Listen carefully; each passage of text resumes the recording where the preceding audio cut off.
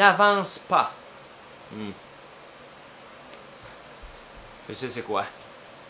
Regarde mon vidéo sur pourquoi on se décourage et comment rester motivé. Quand on n'avance pas, des fois, on est dans un plateau et on faut réaliser que les plateaux, des fois, c'est pour une bonne cause. Va regarder ces vidéos-là, ça va t'aider. Cool? L'impression de ne pas progresser. La même chose, on va voir la même vidéo. Quelque chose comme pourquoi on se décourage et comment rester motivé. Il y a deux parties. Écoute ça, ça vaut la peine. Mal au pouce pour jouer barré et traduire des gammes en musique. Mal au pouce pour les barrés. Comme ça ici. OK. Ça dépend, tu as mal où dans ton pouce, je te dirais. OK. Quand on fait les accords barrés, comme ça ici, assure-toi d'avoir la guitare à la bonne hauteur. Première chose. Et une grave erreur que les gens font en jouer de la guitare, c'est qu'ils focusent leur attention sur le bout des doigts. Non, non, non, non. Focus sur la mécanique. Si on exagère, juste jusqu'à la hanche. La hanche, le dos, l'épaule, le coude, le poignet et les doigts. Alors, regarde ta mécanique d'épaule et de coude pour commencer, ou de posture. Si tu es assis tout croche, ça peut être un facteur qui contribue.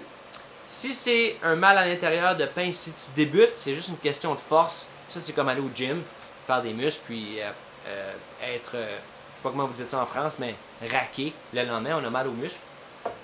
Ça peut être juste ça. OK? Faire attention. Si c'est un sharp pain, ça serait un mal électrique ou des chocs, ça peut être nerveux. Voir un ostéopathe ou des gens comme ça, des professionnels pour s'occuper de tout ce qui est nerveux. OK?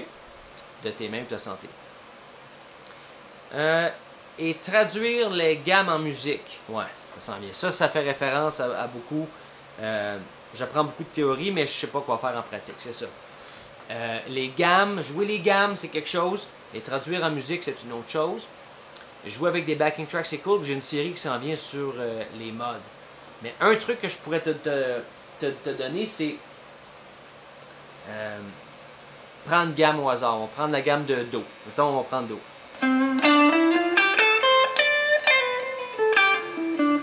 Ok, juste la gamme de Do. Prends ceci. La gamme de Do, là. Et pour faire de la musique avec ça, essaie de créer des phrases. Comme quand on parle, comme en langage.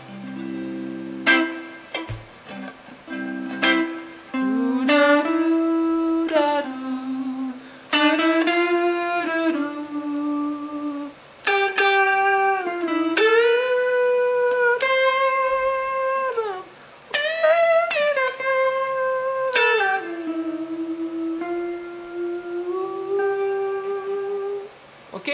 Alors, comme ici. Tu vois, je chante la note avant de la jouer. Donc, de prendre connaissance, pas obligé de chanter, mais au moins essayer d'y penser. Prendre connaissance de la sonorité des notes et des intervalles entre les notes en les chantant, idéalement en même temps ou un petit peu d'avance avant de les jouer. Ça va te donner un espèce de sentiment de mouvement pour commencer à créer de la musique avec des gammes, sinon je sais que ça peut être plate. J'espère que ça peut t'aider. Ah, peut-être quelque chose d'autre avec ça, ça serait prendre une gamme que tu connais, ok? On prend Do par exemple, et joue des improvise des chansons pour enfants de mémoire. Bonne fête, Petit Papa Noël, n'importe quelle chanson facile que tu connais et essaie de trouver ces chansons-là à l'oreille à l'intérieur d'une gamme. Ça pourrait peut-être t'aider beaucoup à ne pas juste jouer des gammes up and down sans aucune implication émotionnelle ou sans musicalité, quoi que ce soit. Cool?